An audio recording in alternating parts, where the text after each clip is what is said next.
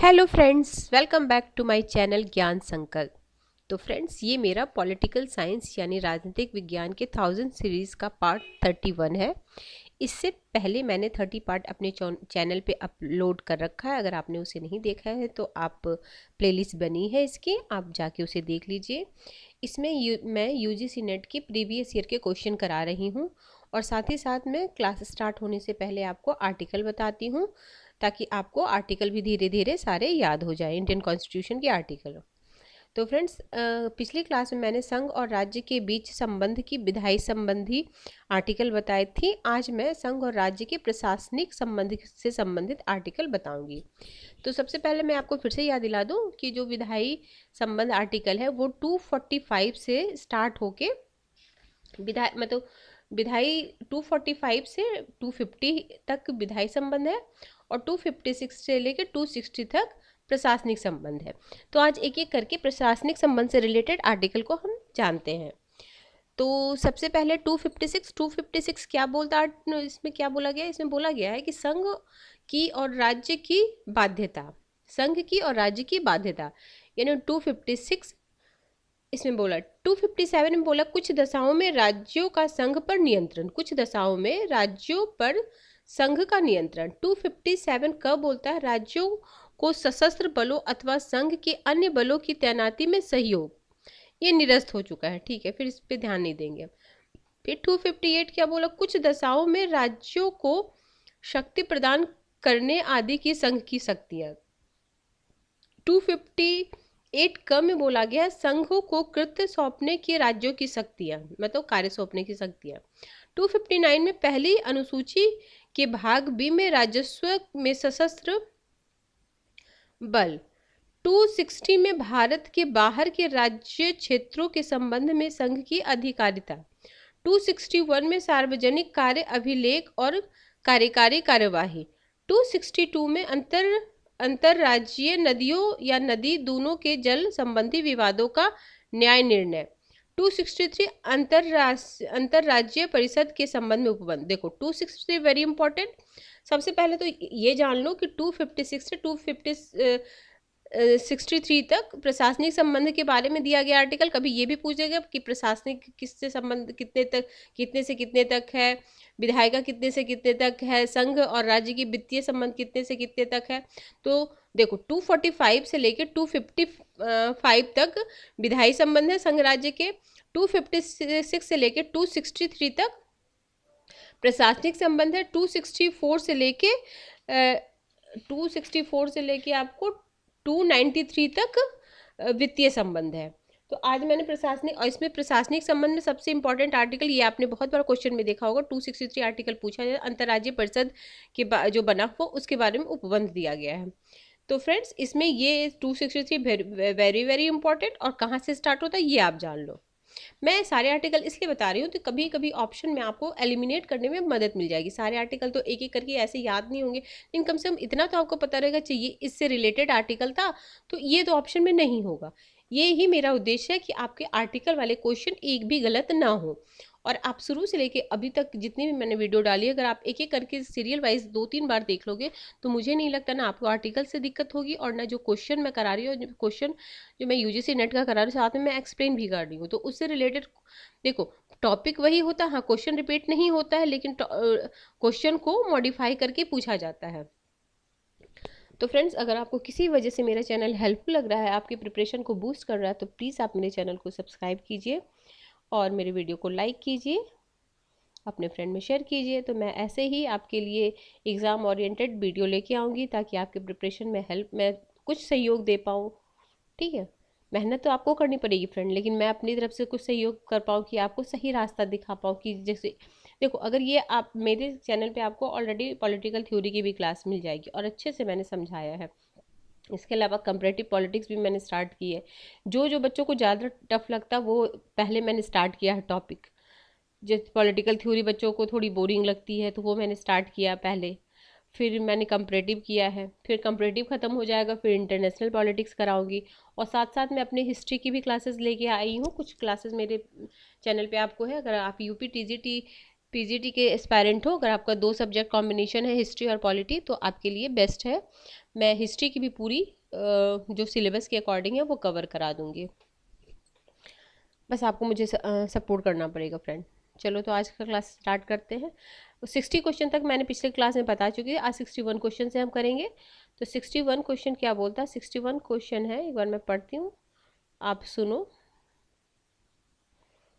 देखो, भारत के लेखा नियंत्रक तथा महालेखा परीक्षक निम्नलिखित में से किसके आधार पर मूल्यांकन अध्ययन कर सकते हैं?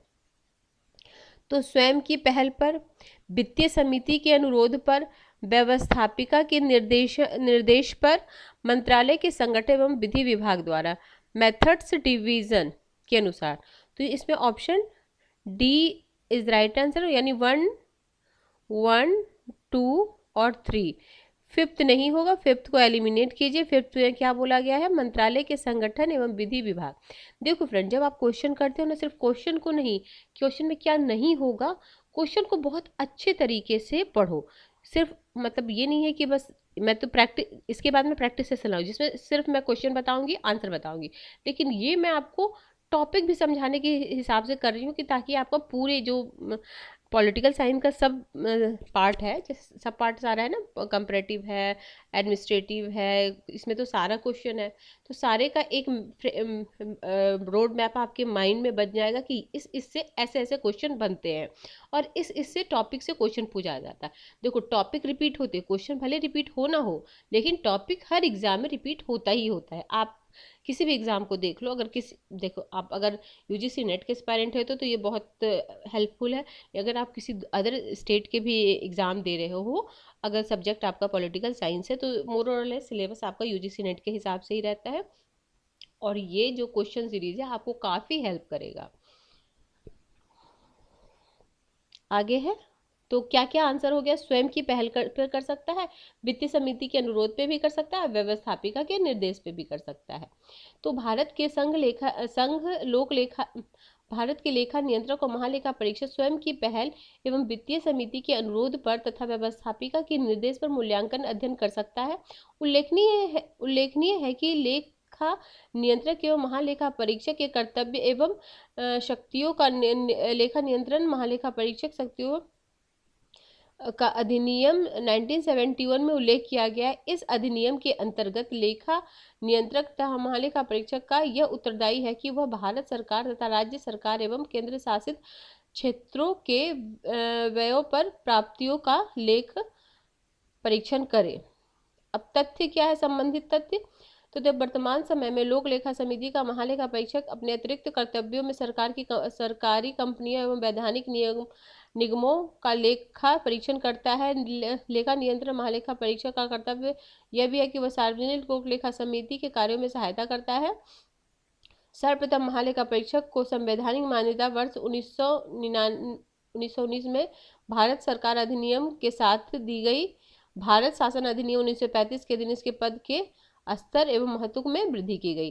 जो लोक लेखा समिति है ना, सबसे पुरानी है। अगर वो 4 को, वो भी कालक्रमानुसार, जैसे प्राक्कलन समिति, विभागीय समिति, लोक लेखा समिति, उसको कालक्रमानुसार सजाने आए, तो सबसे पहले आप जान लो कि लोक लेखा समिति है, तो उसको आप सबसे फर्स्ट पे रखना।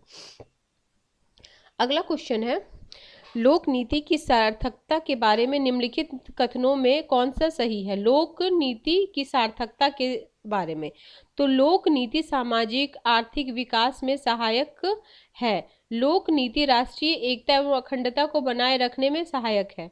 इसका मुख्य उद्देश्य व्यक्तिगत हितों की सेवा एवं सार्वजनिक समस्याओं का समाधान है। लोक नीति का उद्देश्य समाज को उसकी बेहतरी के लिए सुगठित करना है।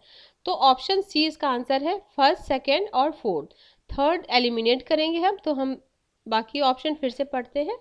देखो, लोक नीति की सार्थकता के बारे में कौन सा कथन सही है पूछ रहा, ठीक है। तो लोक नीति सार्वजनिक आर्थिक और विकास में सहायता करता है, ये तो पढ़ के ही समझ में आ रहा है कि सही बात है। लोक लेखा राष्ट्रीय एकता अखंडता को बनाए रखने का कार्य करता है, बिल्कुल सही बात है। इसका मुख्य उद्देश्य व्यक्तिगत हितों की सेवा एवं सार्वजनिक समस्याओं का समाधान है। तो व्यक्तिगत हित तो नहीं, जहाँ लोक नीति है तो वहाँ सिर्फ व्यक्तिगत तो नहीं होगा ना, तो इसको तो हम ऐसे भी पढ़ के एलिमिनेट कर सकते थे। फिर लोक नीति का उद्देश्य समाज में उसकी बेहतरी के लिए सुसंगठित किया गया। ठीक है फ्रेंड, अगला क्वेश्चन है संविधान का 73वां संशोधन पंचायत राज संस्थाओं को निम्नलिखित में से कौन क्या प्रदान करता है? संवैधानिक दर्जा, बिल्कुल सही बात है। वित्तीय स्वायत्तता, ठीक है। ग्रामीण आबादी से वंचित वर्गों का सशक्तिकरण, विकेंद्रित नियोजन। तो फर्स्ट, सेकंड और third is the right answer, यानी option A is the right answer. इसको थोड़ा चलो मैं एक्सप्लेन कर देती हूँ। 73 संवैधानिक संशोधन अधिनियम 1992 के जरिए पंचायत राज संस्थाओं को संवैधानिक दर्जा, वित्तीय स्वायत्तता तथा ग्रामीण आबादी के वंचित जैसे आरक्षण दिया गया ना, उसी के बारे में बताया, सशक्तिकरण किया गया। उल्लेखनीय है कि 73वें संविधान अधिनियम के अनुच्छेद 243M के अंतर्गत अधिनियम कई स्थानों पर लागू नहीं होता।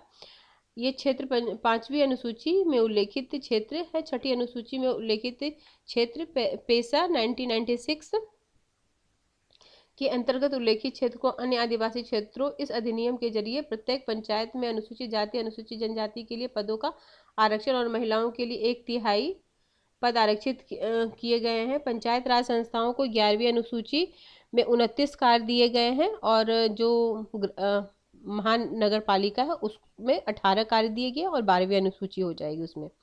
जिसे 73वें संविधान संशोधन अधिनियम द्वारा जारी किया गया है। आदिवासी क्षेत्रों में जमीन स्तर पर लोकतंत्र को मजबूत करने हेतु पंचायत के प्रावधान पेशा इसका क्या फुल फॉर्म होता? Panchayat extension to scheduled area act, PESA. ठीक है, अनुसूचित क्षेत्रों पर विचार किया गया जो 1996 में पेशा भी पूछा जाता, कब लागू हुआ था? लागू किया आदिवासी क्षेत्र के ग्राम सभा एवं पंचायतों में विशेषाधिकार दिया गया है उस क्षेत्र को। फिर भारतीय संविधान, ये आर्टिकल बहुत बार पूछा जाता है। ये नीति निर्देशक तत्व के अंतर्गत आर्टिकल 40 में पंचायत को उल्लेख किया गया था।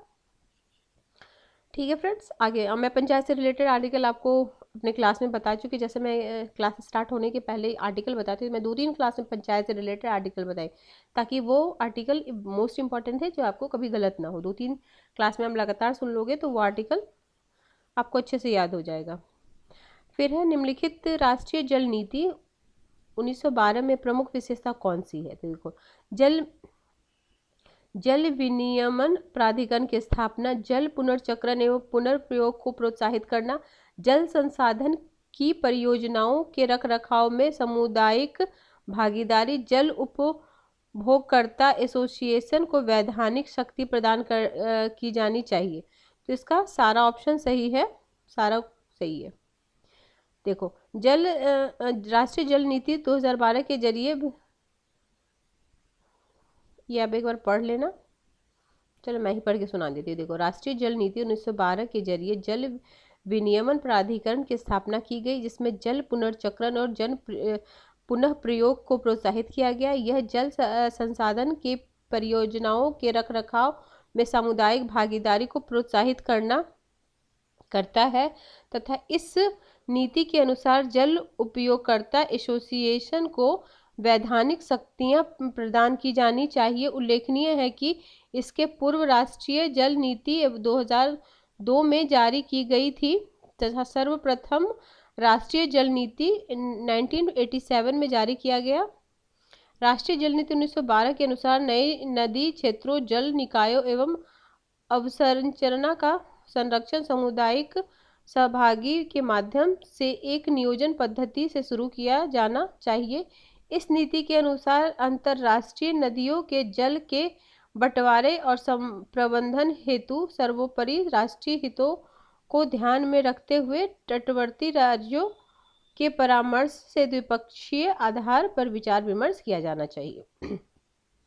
अगला क्वेश्चन है, निम्नलिखित में कौन सा कथन राष्ट्रीय स्वास्थ्य नीति 2017 के बारे में सही है?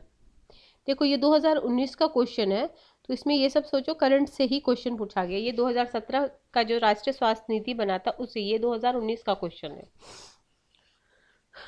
तो देखो, इसका उद्देश्य प्रति 1000 जनसंख्या पर 2 बेड। देखो ये वाला जो ऐसा क्वेश्चन है ना, आप ना एलिमिनेट करके सही कर सकते हो। देखना, इसका उद्देश्य प्रति 10,000 जनसंख्या पे 2 बेड की उपलब्धता सुनिश्चित करना। चलो ठीक है, देखते हैं। ये समझ सार्वजनिक अस्पतालों में मुफ्त दवाइयाँ, मुफ्त निदान और आपात स्वास्थ्य सेवा। ठीक है। 2025 तक राष्ट्रीय एवं उपराष्ट्रीय स्तर पर समग्र जन क्षमता दर को कम करके इतना करना। फिर है, अब देखो ये क्या बोले, 2025 तक राष्ट्रीय या उपराष्ट्रीय स्तर पर समग्र जनन क्षमता दर को इतना पर लाना। 2020 में ये देखो 2020 तक 5 से 23 वर्ष की आयु के बीच वाले बच्चों की मृत्यु दर को कम करना। 23 नहीं होगा ना, 5 से, ये वाला गलत हो जाएगा। 4th ऑप्शन गलत है, बाकी सही है।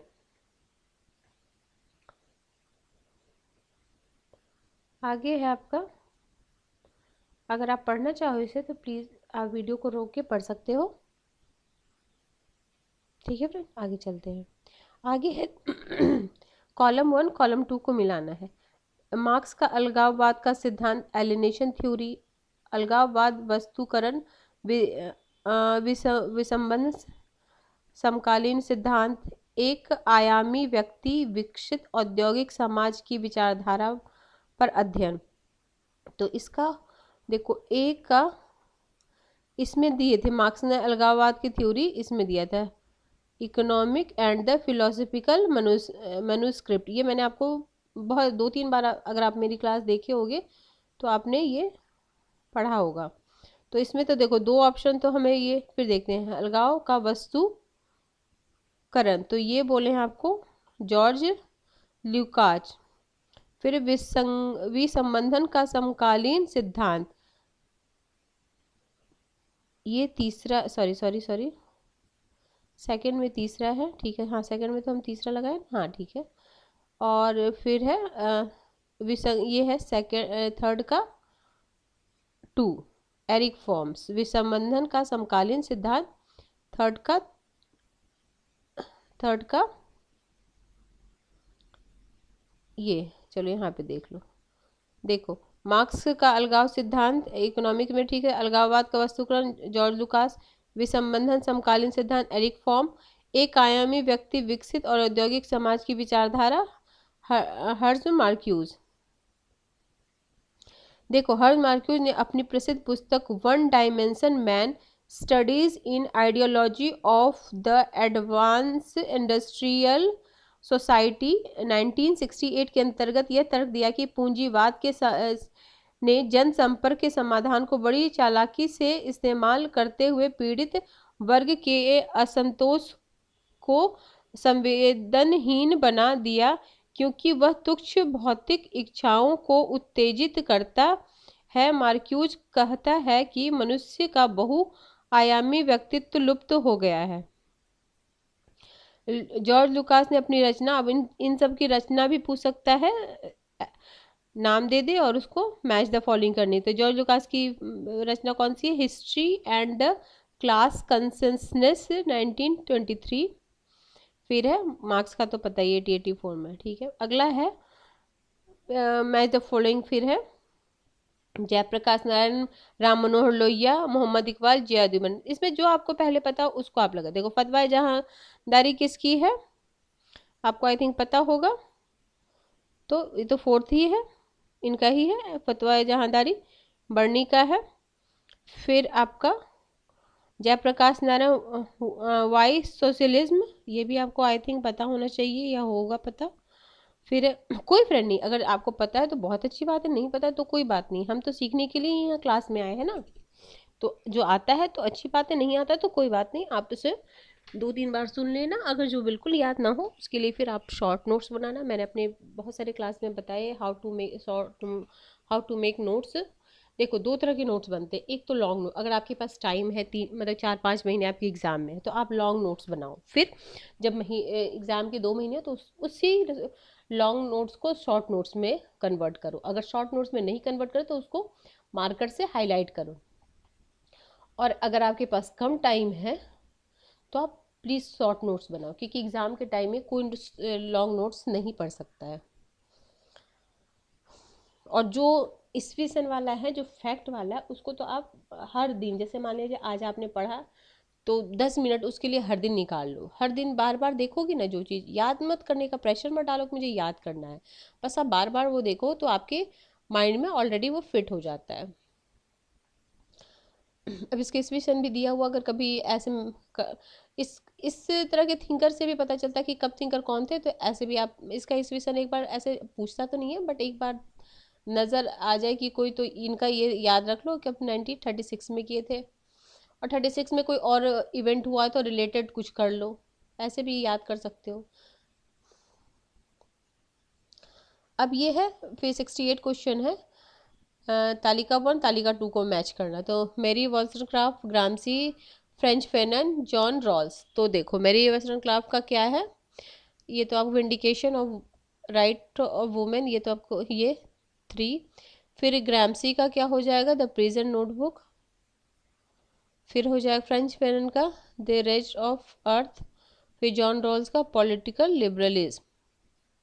तो आसान था, इसमें जो 2-3 भी आता होगा तो आप कर सकते, तो option B is the right answer. Question number 69। तो 69 क्या बोलता, आधुनिकीकरण की विचारधारा और विचारक। तो वैज्ञानिक विचारधारा, मानकीय विचारधारा, संरचनात्मक विचारधारा, प्रौद्योगिकी विचारधारा। तो देखो इसका ऑप्शन ए का हो जाएगा मनोवैज्ञानिक डैनियल लर्नर। मानकीय हो जाएगा आपको, यही लगा ही हुआ है जब महात्मा गांधी। संरचनात्मक या स्ट्रक्चरल बोल सकते हैं, ये तो आपको पता होगा, ग्रेवियल आलमंड स्ट्रक्चर वाली विचारधारा दिए थे। प्रौद्योगिकी विचारधारा डेविड एप्टर। तो ये लाइन से ही लगा हुआ 1 2 3 4। आगे 70 क्वेश्चन, आतंकवाद के संबंध में सूची 1 वर्ड सूची 2 को मिलाना है। तो देखो ये विमान में किए गए अपराध का कतिपय अन्य कृत्य संबंध कन्वेंशन, टोक्यो कन्वेंशन कब हुआ था। फिर है मॉन्ट्रियल कन्वेंशन कब हुआ था, नगर विभाजन विरुद्ध विधि विरुद्ध आतंक ग्लोबल निरोध संबंध अंतर्राष्ट्रीय कन्वेंशन। फिर अंतर्राष्ट्रीय वित्त निरोध संबंधी अंतर्राष्ट्रीय कन्वेंशन। तो ये ऑप्शन बी इसका राइट आंसर है। तो सबसे पहले ए का 4th हो जाएगा 90। ये नहीं आता होगा तो आप प्लीज़ नोट डाउन कर लेना, ये आपके लिए नया क्वेश्चन होगा। फिर है बी का 371, सी में है 2 और डी में है 4। यहाँ पे लिखा हुआ, आप स्क्रीनशॉट ले लो। ठीक है, भारत ने वर्ष 1996 में संयुक्त राष्ट्र महासभा के अंतर्राष्ट्रीय आतंकवाद पर एक व्यापक अभिसमय the comprehensive conventions on international terrorism CCIT के स्वीकार किए जाने संबंधी प्रस्ताव रखा। अंतर्राष्ट्रीय आतंकवाद पर एक व्यापक अभिसमय एक कानूनी ढांचा प्रदान करता है जो आतंकवादी समूहों को धन और सुरक्षा आश्रय नहीं देने के लिए इस सभी हस्ताक्षरकर्ता देशों को बाध्यकारी बनाता है। अप्रैल 2015 में परमाणु आतंकवाद के संबंध में गतिविधियों के दमन के लिए अंतर्राष्ट्रीय अभिसमय अपनाया गया। तो फ्रेंड्स आज हम 70 क्वेश्चन तक करते हैं। नेक्स्ट क्वेश्चन में मैं इससे आगे का कराऊंगी। आपको किसी वजह से ये जो क्लासेस है वो आपको हेल्पफुल लग रही है तो प्लीज़ आप मेरे चैनल को सब्सक्राइब कीजिए, मेरे वीडियो को लाइक कीजिए, अपने फ्रेंड में शेयर कीजिए। Till then bye bye, see you in next video.